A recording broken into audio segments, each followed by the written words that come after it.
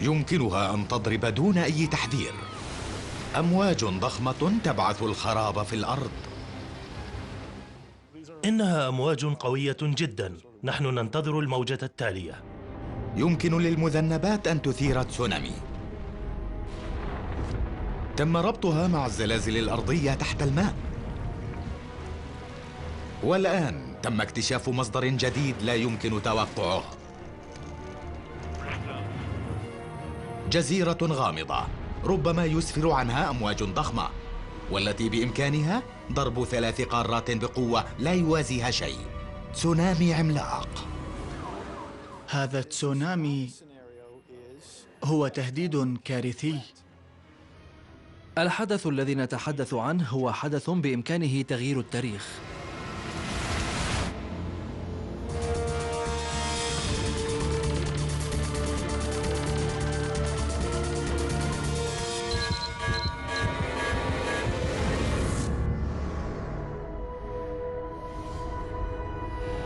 بالقرب من ساحل شمال أفريقيا هناك جزيرة بركانية تدعى لابالما.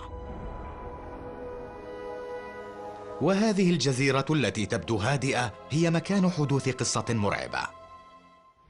مياه عميقة ستكبر موجة. الأمر مخيف. مؤلفا هذه القصة هما ستيفن وورد وسايمون دي. هذان الرجلان يعتقدان أنه في يوم من الأيام سترتفع موجة ضخمة من المياه بالقرب من الساحل. سيصل طول الموجة إلى 900 متر، وستكون قوية كفاية لتدمر جزءاً كبيراً من أمريكا الشمالية وأمريكا الجنوبية. هذه الموجة المرعبة معروفة باسم تسونامي الضخم. هذه الأمواج أضخم بكثير مما رآه أحد من قبل. تنظر إليها وترى هذا الشيء الضخم الممتد إلى 900 متر في السماء. تخيل جبلاً ثم تخيله يتحرك. سرعة الموجة تعتمد على عمق المحيط، فعمقه يزيد سرعة الأمواج.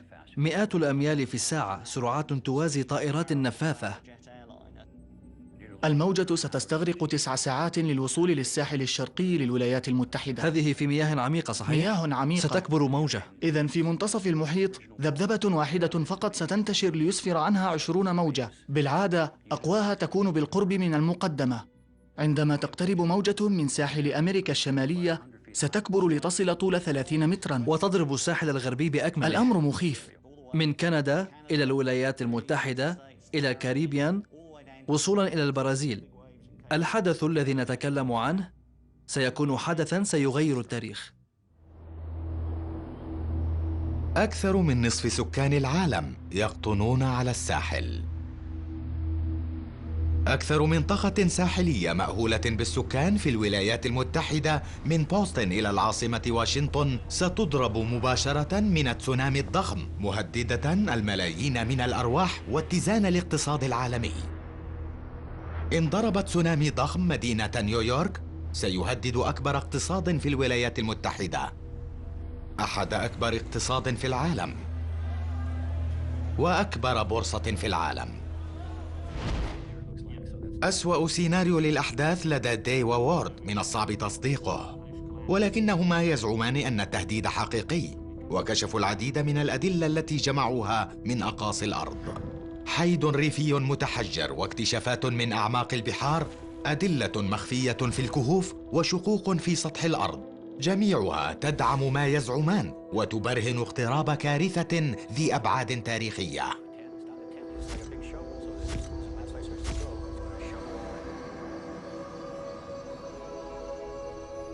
فقط مثيرات محدودة يمكنها أن تثير قوة التسونامي المدمر هذا. ربما أكثرها وضوحاً هي المذنبات، كالمذنب الذي يدعى إلتانن. منذ أكثر من 2,000,000 عام ضربت الأرض قبالة الساحل في تشيلي بقوة قنبلة ذرية.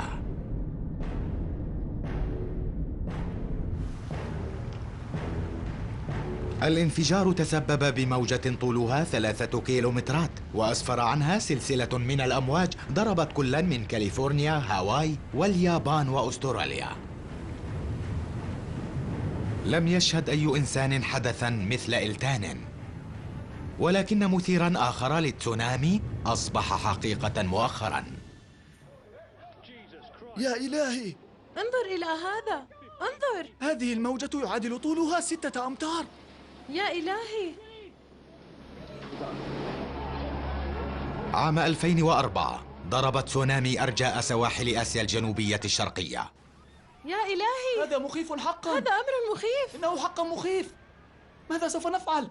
بمجرد ساعات أكثر من 250,000 شخص خسروا حياتهم.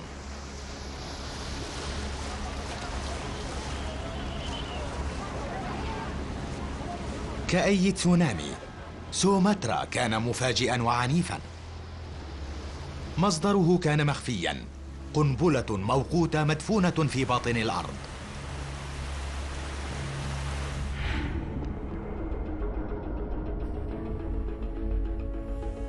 كالأحجية، قشرة الأرض مصنوعة من 12 صفيحة تكتونية. الصفائح تطفو وتتحرك فوق نواة منصهرة، تدفع وتنزلق بجانب بعضها البعض باستمرار. مصدر تسونامي سوماترا كان حيث اصطدمت صفيحة الهند مع صفيحة بورما. كانت إحدى الصفائح تنزلق أعمق أسفل صفيحة أخرى، ولكن الصفيحتين علقتا ببعض. ما يحدث هو تراكم الضغط ببطء. هذه الصفيحة تريد المرور ولكنها عالقة، وبعد 200 عام تقريبا انزلقت وتخرج ضغطا دام 200 عام دفعة واحدة. عندما تحررت الصفيحتان وقعت إحداهما بينما انطلقت الأخرى إلى الأعلى. الطاقة المنبعثة كانت 23,000 مرة أقوى من القنبلة الذرية التي ألقيت على ناغازاكي. الموجة الأولية كان طولها مئات الكيلومترات عقب الانفجار في باطن البحر. عندما ضربت اليابسة امتدت الأمواج وتراجعت وامتدت وتراجعت مجددا لعدة ساعات بقوة فتاكة.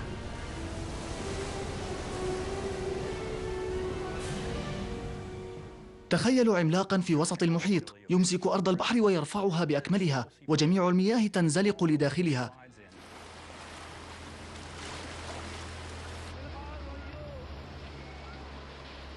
هناك الكثير من المواد بداخلها، إنها مليئة بالحجارة والرمال والأنقاض والسيارات. يضرب الناس حتى الموت مبدئياً.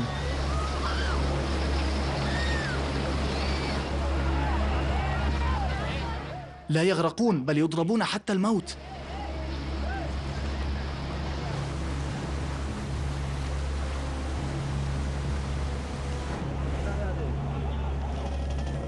تسونامي عام 2004 كان مدمراً، ولكن التسونامي بمقدوره نظرياً الإسفار عن كارثة أكبر.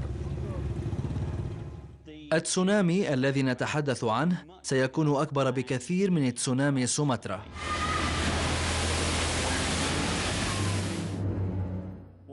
الذي نقصده هو أن الساحل سينتهي به الأمر مثل ساحل سومطرة، مساحة من الدمار تصل إلى 2 أو 3 كيلومتر، تنتشر من الساحل إلى داخل المدينة، تمتد من كندا إلى الولايات المتحدة إلى جزر الكاريبي إلى البرازيل، وربما إلى المناطق المقابلة لها في شمال إفريقيا وأوروبا.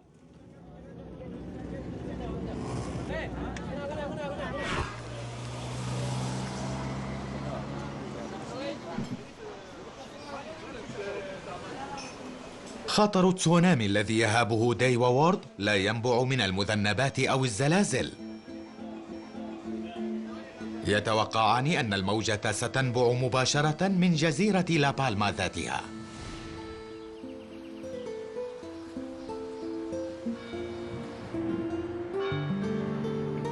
لا بالما جزيرة هادئة،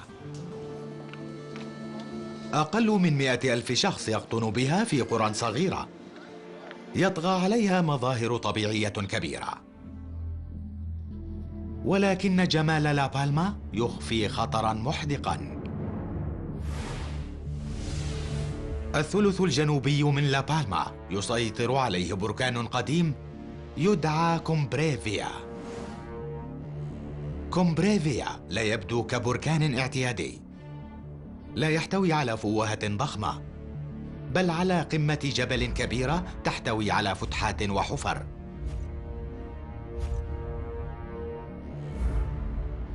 بنيت على مدار مئات آلاف من السنين. يبدو بركان كومبريفيا حميداً، ولكن بالنسبة لديوا وورد إنه جاهز لإطلاق تسونامي ضخماً. ولكن كيف يعقل هذا؟ كيف يمكن لبركان إطلاق قوة محيطية فتاكة؟ الطريقة التي نتخيل أن كومبريفيا سيسفر عن تسونامي ضخم هي بأن ينفصل جزء منه وينزلق إلى البحر. مثير تسونامي المحتمل قطعة ضخمة من الحجر، يصل طولها إلى 24 كيلومتر تقريباً، وعرضها 24 كيلومتر، وسمكها 3 كيلومتر. ومع أنه يبدو ثابتاً، إن كسر جزء منه فسيتحرك بسرعة كبيرة. كأقصى سرعة هذا الجزء من الحجر سيتحرك 50 إلى 100 متر بالثانية، هذا بسرعة القطار السريع. وفقاً لديوا وورد، انهيار كومبريفيا سيسبقه أسابيع من العنف. الفتحات على قمة البركان ستقذف الكثير من الغبار البركاني وتعتم السماء. الحمم البركانية ستتدفق من الشقوق وتنساب أسفل المنحدر إلى البحر الحار. نيران حارقة ستشعل الغابات وتحرق جانب الجبل. الزلازل ستزحزح الأرض الصلبة وتدمر القرى والقرى الصغيرة. ومن ثم ببطء في البداية 500 كيلومتر مربع من الجزيرة ستبدأ بالانفصال، ثم تنشأ الموجة، موجة بحجم جبل يصل ارتفاعها إلى 900 متر. بغضون دقائق معظم جزيرة الكناري ستدمر، وبعد ساعة سيدمر تسونامي الضخم أجزاء من أفريقيا الشمالية وأوروبا. قبل نهاية النهار أمريكا الشمالية وجزر الكاريبي وأمريكا الجنوبية ستواجه أمواجاً عاتية، وستعبر من خلال الشجر هناك. من الصعب تصديق أن جزيرة بركانية بإمكانها إثارة تسونامي ضخم.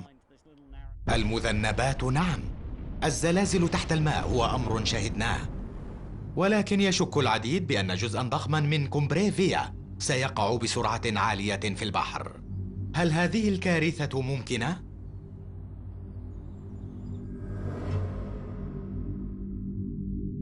بعيداً جداً عن جزيرة لا بالما، على جزيرة هاواي الكبيرة تحدث أحداث غامضة تجعل من تهديد لا بالما يبدو واقعياً أكثر.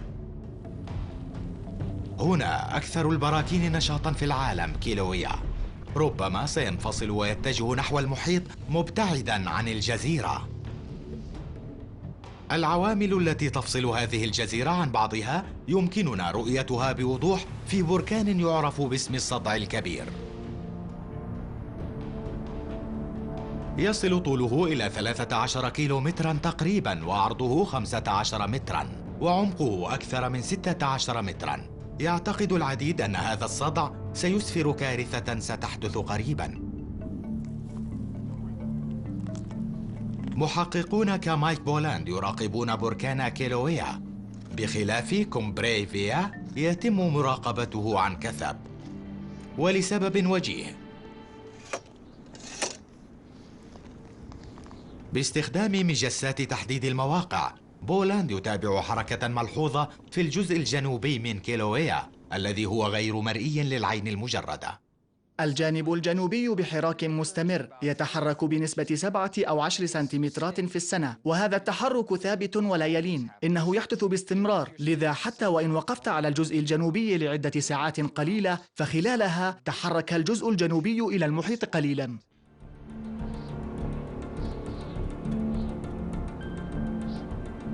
حركة الجزء الجنوبي ثابتة كعقارب الساعة، ولكن منذ فترة قصيرة اكتشف العلماء أن أجزاء من براكين ككيلويا وكومبريفيا يمكنها التحرك فجأة وبسرعة.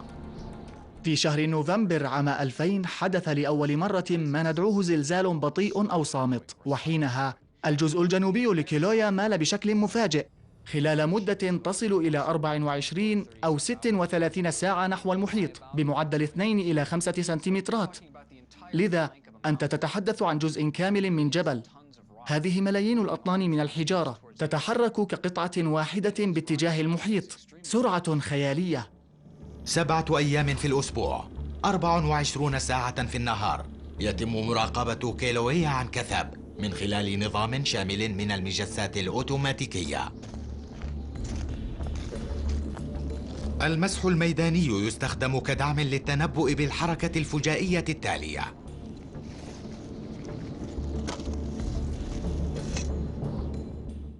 من الصعب تحديد إن كان الجزء الغربي لكيلويا سيسفر عنه كارثة أو سيكمل طريقه كما هو الآن. وقوع جزء من البركان في الماء هو أمر كبير جدا، ولا يمكنني استيعابه أبدا. يشبه ضرب مذنب للأرض. أجد صعوبة بتخيل ماذا سيحدث إن حدث هذا. مع أنه من الصعب تخيله، هناك دلائل تشير إلى أن أجزاء من براكين في هاواي سقطت في الماء من قبل وأسفر عنها أمواج ضخمة. عليك فقط معرفة أين تبحث.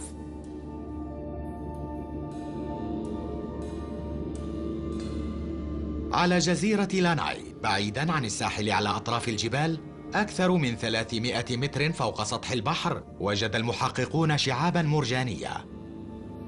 تبقى كيفية وصول المرجان إلى هنا لغزاً. أعتقد أن الغموض المتعلق بالمرجان الذي وجدناه في هاواي إنها كبيرة جدا. أقصد هذه ليست شعابا مرجانية صغيرة، وبسبب ذلك أعتقد أن العديد من الأشخاص واجهوا صعوبة بفهم حجمها. في البدء ظن الناس أن الشعاب المرجانية كانت عالية، لأنه ربما قبل زمن كان منسوب البحر أعلى. اقترح آخرون أن الشعاب المرجانية ارتفعت من المحيط مع نمو الجزر. ميكميرتري يعتقد غير ذلك ويشير إلى دليل واضح. الشعاب المرجانية غير سليمة، إنها غير سليمة وتبدو وكأنها رميت هنا. يعتقد ميكميرتري أن هناك تفسيراً أفضل لظهور الشعاب المرجانية. هناك آلية أخرى لربما أدى إلى اصطدامها بجانب الجبل، تسونامي ضخم. وإن كان هذا صحيحاً، يظن ميكميرتري أن التسونامي خلف دلائل أخرى.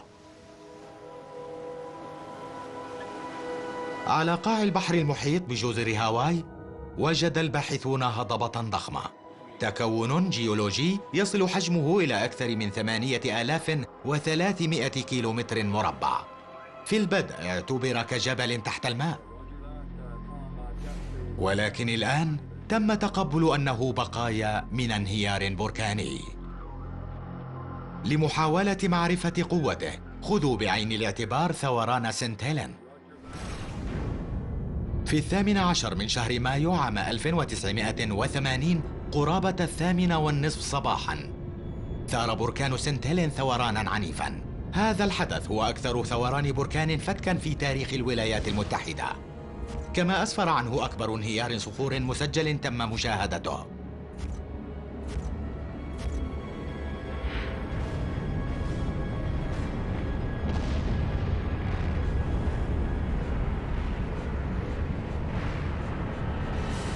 الانهيار كان ضخماً، ولكن الانهيار قبالة ساحل هاواي كان 400 مرة أكبر. ها هو الحدث، وهنا الموجة الأولية، موجة ضخمة تضرب الساحل الغربي للجزيرة وأسفرت عن وقوع قطعة كبيرة من جزيرة هاواي إلى قاع البحر. المحاكاة على الحاسوب للانهيار أظهرت أن هذه الانهيارات أسفرت عن سلسلة من أمواج تسونامي التي غمرت جزر هاواي. الانهيار سمي بأليكا 2، ويعتقد ميكميرتري أنه اقتلع الشعاب المرجانية من قاع البحر وألقى بها على الجبال. إن كانت أليكا 2 السبب وراء مخلفات الشعاب المرجانية، يعلم ميكميرتري بوجود حقيقة واحدة تثبت أقواله: عمر الانهيار عليه أن يساوي عمر الشعاب المرجانية. لتأريخ الانهيار قاس ميكميرتري نسبة الأنقاض البحرية التي انهارت وتجمعت في قعر البحر خلال ألفية. اعتبروا الأمر مشابها لغبار على بيانو، إنه يتراكم ويمكنك معرفة كم من الوقت كان البيانو موجودا هناك. لأنه عليه الكثير من الغبار، صحيح؟ ويمكنك عمل نفس الشيء مع هذه الانهيارات الضخمة. في مختبره يحضر ميكميرتري قطعا قديمة من الشعاب المرجانية ليؤرخها. تم وزن الشعاب المرجانية وتنظيفها وسحقها. عندما قارن ميكميرتري التواريخ وجد ما كان يبحث عنه: تاريخ انهيار أليكا 2 والعديد من الشعاب المرجانية متشابه. جميع الدلائل تشير إلى تسونامي ضخم، وهو الأمر الوحيد الذي يمكننا التفكير به والذي بإمكانه إنتاج هذا. الأمر لا يمكن مناقشته بعد الآن. من المؤكد أنه نتيجة حدوث تسونامي، ماذا غير ذلك؟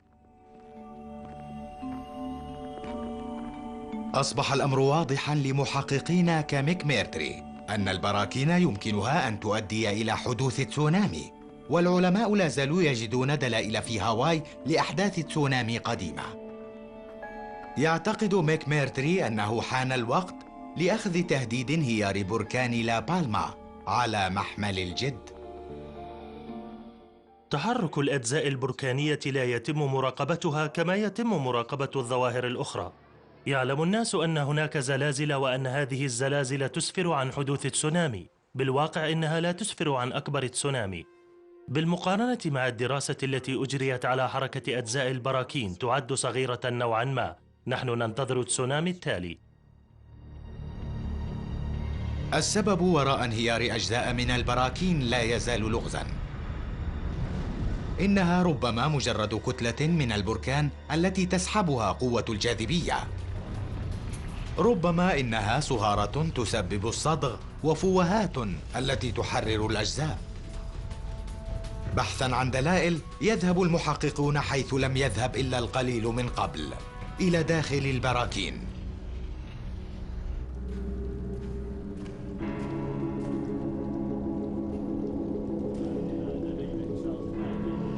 في جزيرة الكناري في لا بالما، سايمون داي وستيف وورد يدخلان بركاناً رطباً هامداً. تم حفر أنفاق عديدة للوصول إلى خزانات من المياه العذبة. المياه المستخرجة من المناجم هي مصدر المياه الأساسي في لا بالما، ولكن بالنسبة لداي ووورد المياه هي أيضاً مصدر تهديد. يعتقدان أن المياه ستلعب دوراً أساسياً في سيناريو نهاية العالم.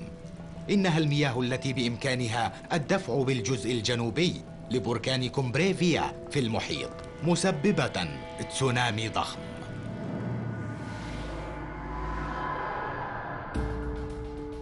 كومبريفيا مشبع بالمياه. المياه مكسوة بالأعلى بطبقة سميكة من الرماد والصخور. صفائح من الحمم البركانية تدعى سدود، تحجز المياه من الجانب وتحكم عليها الإغلاق في مكانها. هذه المياه المحتجزة يمكنها أن تصبح كالقنبلة خلال ثوران مستقبلي. بعض السدود داخل البركان تحجز المياه بينهم، ثم يحدث ثوران آخر، والمزيد من الحمم البركانية تخرج منه.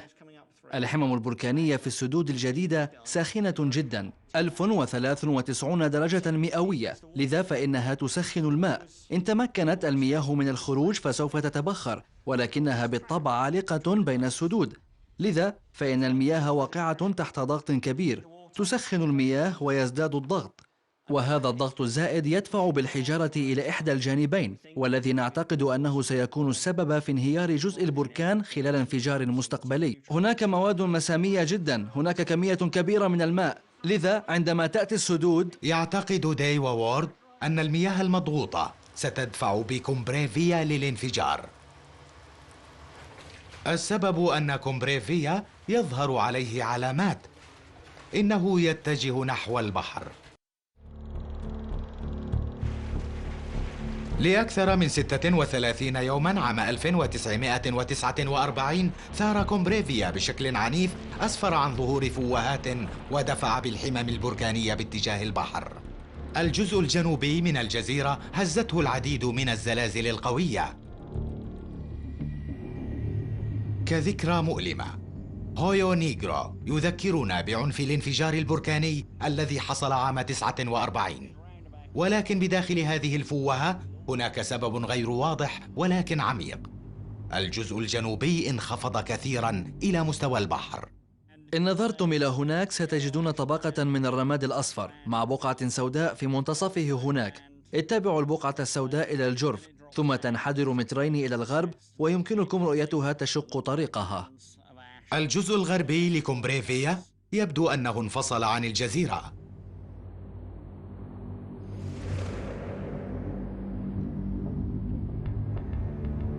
ربما انفصل البركان بفعل صدغ يمتد بجانب الجبل لأكثر من 3 كيلومترات. لا يمكن رؤية معظم الصدغ، إنه مخبأ مدفون تحت الصخور والحجارة أسفل سطح ممرات معروفة. ولكن الصدغ يؤدي إلى حدوث تشققات في الأسطح الظاهرة للعيان، وعندما يظهر فالنتيجة هي واحدة. إلى الجهة الجنوبية من الصدغ الجزيرة انخفضت بشكل واضح. إنها تماما كما ذي قبل. الجهة الغربية انخفضت لمترين مقارنة بالجهة الشرقية هنا. النقاد يقولون إن هذا ليس صدغاً بل مجرد شق بالسطح. داي ووورد يخالفانهم الرأي ويشيران إلى أدلة دامغة. كالصدغ الفوهة تمتد بخط متناسق ومباشر. الجهة الغربية من الفوهة تتحرك باستمرار باتجاه البحر. بما أنها حدثت خلال زلزال، إنها طويلة ومستقيمة. عندما تمشي مع الصدغ وتقيس وتقارن بين الجانبين تحصل على نتيجة وطريق متناسبين. بما أنني عالم زلازل هذا مقنع جدا. إن كانت الفوهة مجرد شق ظهر خلال الزلزال، يدعي داي ووورد، لكان هناك شقوق حول الجزيرة. سطح البركان سيبدو كزجاج أمامي محطم، ولكن هذا ليس الواقع. لهؤلاء المحققين كومبريفيا ضعيف. لربما الانهيار لن يحدث قريبا، ولكنه محتوم. بعض أكثر الدلائل وضوحا يفضل تقصيها من السماء.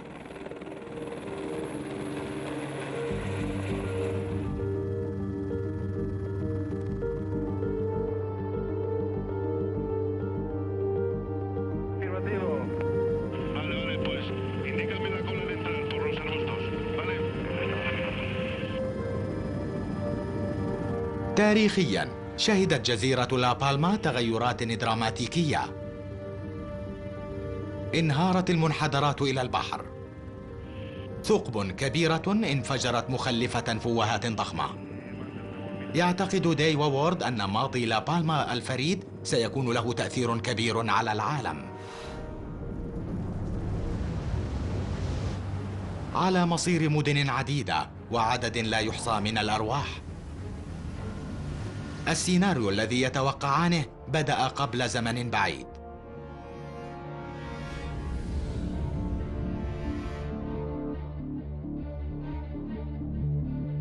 لا بالما كانت موطناً لبركان آخر يدعى كومبري نويفا. انتهى عهده نهاية مفاجئة وعنيفة قبل 560 ألف عام، وغيرت معالم جزيرة لا بالما. بعد الانهيار ظهرت سلسلة من الفوهات سببت 3 صدوع. بينما تدفقت الحمم البركانية من الفوهات الجديدة، ظهر بركان كومبريفيا. أعوام تكون كومبريفيا حرجة بالنسبة لداي ووورد. هذا لأنه الجزء الغربي تكون على الأنقاض، بقايا بركان كومبري نويفا. هذا يجعل من الجزء الغربي غير متزن بطبيعته. ولكن الأمر الأهم أنه مع مرور الوقت تحولت الصدوع. أولاً، الصدع الشمالي الغربي أصبح خامداً، وتبعه الصدع الشمالي الشرقي. اليوم منطقة الشمال الجنوبي متبقية لوحدها. إنها المنفذ الوحيد لثوران البركان، مهددة بتدمير الجزيرة بأكملها. هذا النمط من اختفاء الصدوع يرى مراراً وتكراراً في السجلات الجيولوجية قبل انهيار البركان مباشرة. ستيف، ما نفعله الآن هو التحليق إلى منطقة الصدع الشمالي الغربي، وهذا هو البركان النشط. لذا ما نراه هنا هو كريتر جييدي وهيو نيغرو ونامبروكي. جميعها تحدد هذا الخط الشمالي الجنوبي من فوهات البراكين التي عبرت من خلال البركان في آلاف الأعوام الأخيرة، وهذا كله جزء من إعادة تشكل البركان. هذا النوع من إعادة التشكيل دليل على اقتراب حدوث انهيار. ما نراه كنمط على هذه الجزر البركانية أنه هناك إعادة تشكيل جوهرية في بنية البراكين مع انخفاض عدد الصدوع قبل حدوث الانهيار. بالنسبة لديوا وورد، منطقة الصدع النشطة تعمل كمجرفة تدفع الجزء الغربي باتجاه المحيط. إنه دراماتيكي بالفعل. للعديد من السنين كنا نصمم هذا على حاسوبي. من الرائع رؤيته على الحقيقة. ها هو. إنه رائع، رائع جدا.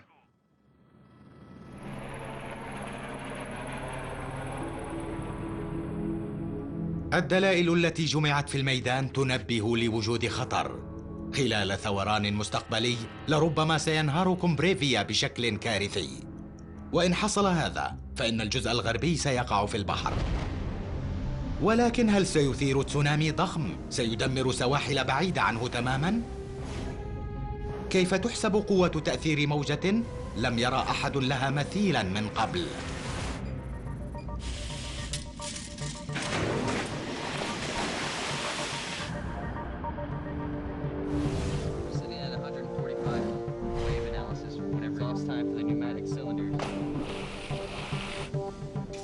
مختبر OH هينزدل للبحث بالأمواج في جامعة أوريغون الحكومية يمتلك أكبر مولد للتسونامي في العالم.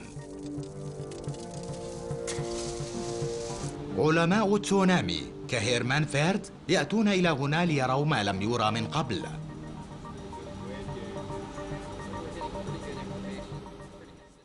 كعلماء تسونامي ربما لن نرى موجة تسونامي فعلا بالرغم من عدد المرات التي نذهب بها للعمل بالميدان.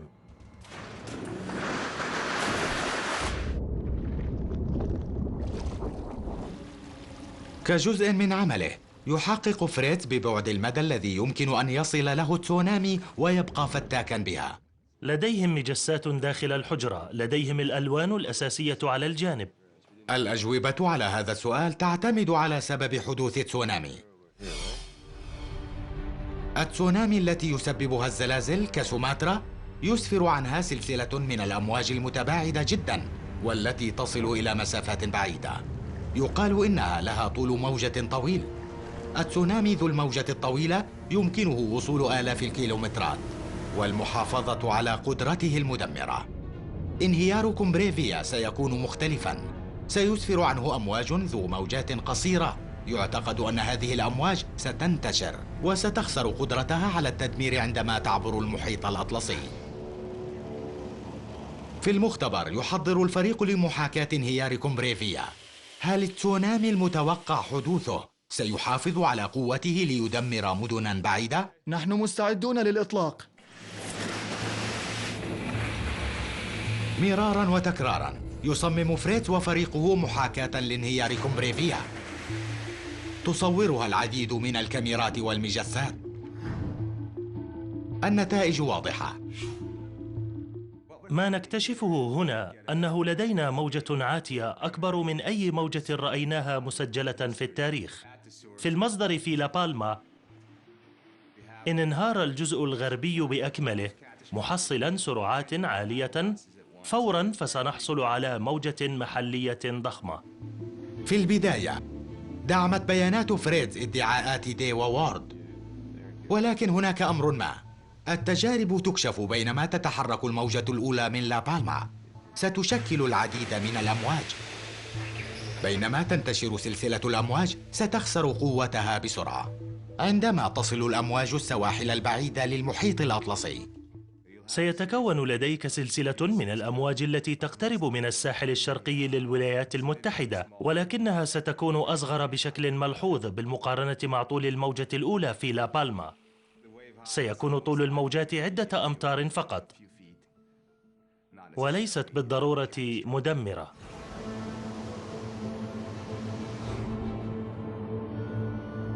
الكارثة المحتمل حدوثها بسبب كومبريفيا ربما ستكون مدمرة للجزر المحلية. مهددة عشرات الآلاف من الأشخاص.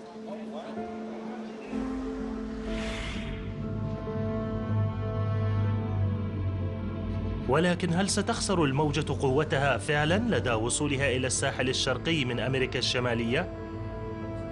سايمون داي وستيف وورد لا يعتقدان ذلك. يعتقدان أن نماذجهما على الحاسوب دقيقة. 20 أو 30 أو 40 مترا من الساحل من اتجاه جزر الكاريبي.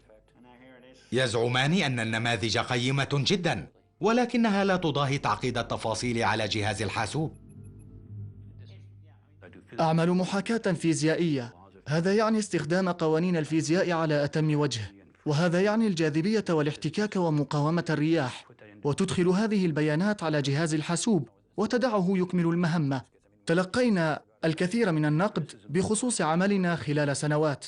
إن كان الحجم كما نقول والسرعة كما نعتقد أنها ستكون، إذن سألتزم بحدسي. ثقة داي ووورد ليست تبجحا زائفا. يظنان أن نموذجهما يمكنه التنبؤ بتسونامي مستقبلي، لأنه حاكى بنجاح أحداثا حدثت في الماضي. في 13 من مارس عام 1888 في بابا نيو غيني بركان ريتر آيلاند ثار بعنف، وقطعة حجمها كيلومترين تقريبا من جانب البركان وقعت في البحر، جعلها أكبر انهيار جانبي مسجل في التاريخ.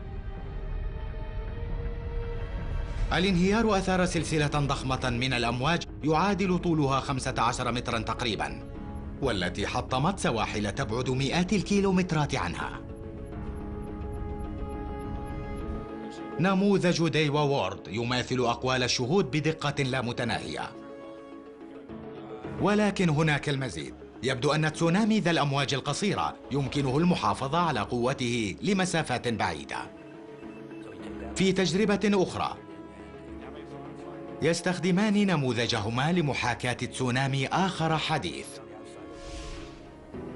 في يوليو عام 58 في ليتويا باي ألاسكا، انهيار أرضي أدى بسقوط ما يعادل 53 مليون متر مربع من الصخور في الماء وأثار تسونامي. الموجة اندفعت إلى الجهة المقابلة من الخليج، ووصلت لارتفاع يعادل 524 متراً، وعبرت الخليج بسرعات تعادل 96 كيلومتراً في الساعة.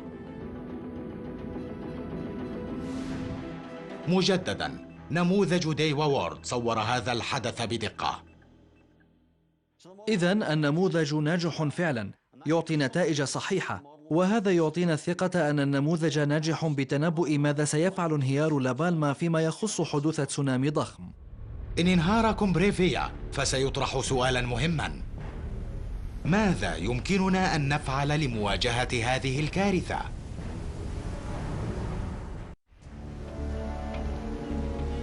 في الولايات المتحدة، التخطيط من أجل الكوارث الطبيعية يقع على عاتق السلطات المحلية.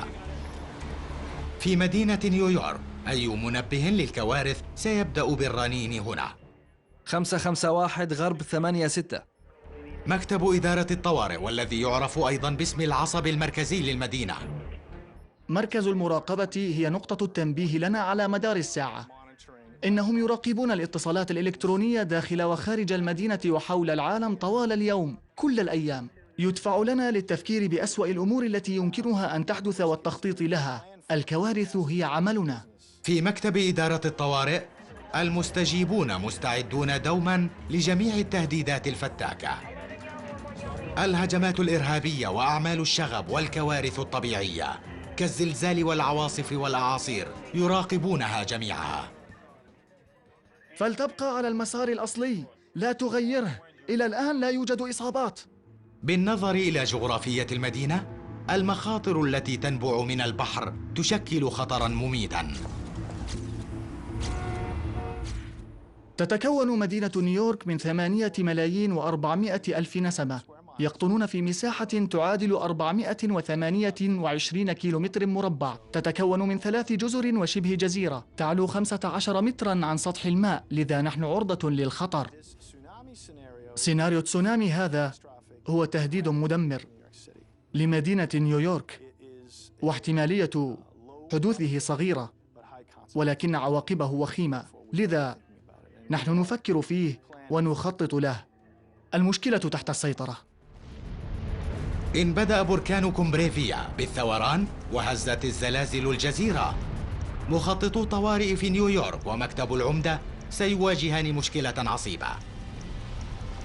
متى سيأمرون بإخلاء المدينة؟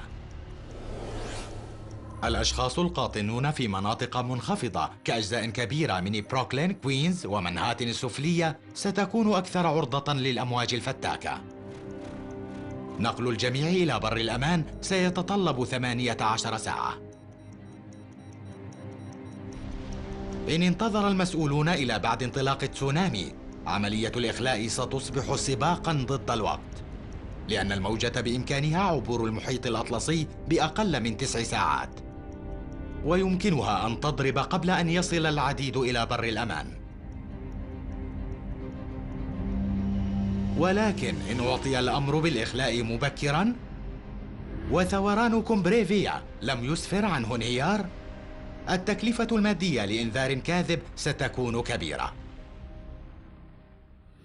5 ساعات، هذه قاعدة أوليان على وشك بدء المساعدة الطبية. حوله إلى المركز الطبي قسم موزيس. في مكتب إدارة الطوارئ، حياة الملايين معرضة للخطر، وعملية الإخلاء هي الاختبار النهائي. الأمر بالإخلاء هو من أصعب الأوامر التي يعطيها المحافظ، لأنه وبالأخص في مدينة نيويورك يتعلق بأرواح الملايين. يمكن للوظائف أن تصبح صعبة التنفيذ بسرعة كبيرة. خلال كارثة يصبح الوضع مربكاً. وظيفتنا هي التواصل والتنسيق. خلال الإخلاء، البورصة في مدينة نيويورك تصبح رقمية. ستغلق المرافق وتغلق الشركات. هناك 3 مناطق للإخلاء. الأشخاص في المناطق التي ستفيض يتم إخلاؤهم أولاً. سيطلب من السكان الذهاب إلى مراكز الإخلاء، ومن هناك يتم تحويلهم إلى ملاجئ. القنوات الأساسية للأمان ستكون بالنقل الجماعي. المسارات الرئيسة داخل وخارج نيويورك سيعيد توجيهها لتتحرك باتجاه اليابسة. دائرة الإطفاء للمدينة ستدعى لإخلاء المستشفيات، ودور العجزة وذوي الاحتياجات الخاصة. مركز شرطة نيويورك عليه تطبيق أمر الإخلاء. بالرغم من الدقة في التخطيط، النجاح يعتمد على التنفيذ. ويتبقى هذه الأسئلة: ما عدد الأشخاص الذين سيتركون؟ ما عدد الأشخاص الذين سينجون من تسونامي ضخم؟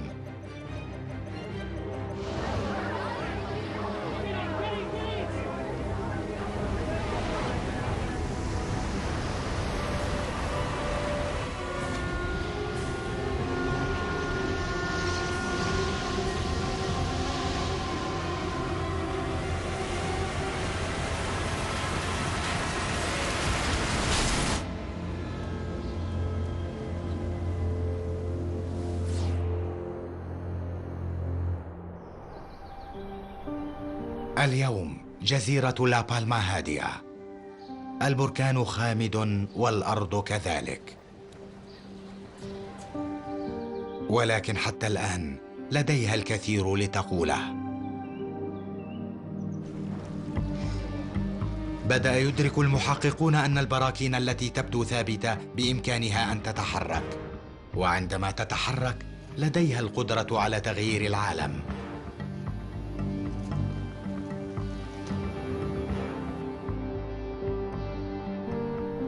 هل سيتسبب ثوران مستقبلي بانهيار كومبريفيا بشكل مدمر؟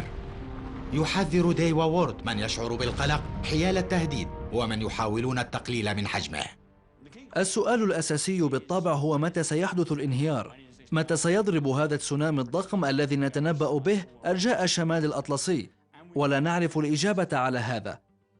سيكون هناك حاجة لمراقبة البركان عن كثب خلال ثورانه المستقبلي. لابالما هي إحدى الجزر البركانية في العالم، لذا بركان لابالما بالمراتب الأولى على اللائحة، ولكنه ليس الوحيد.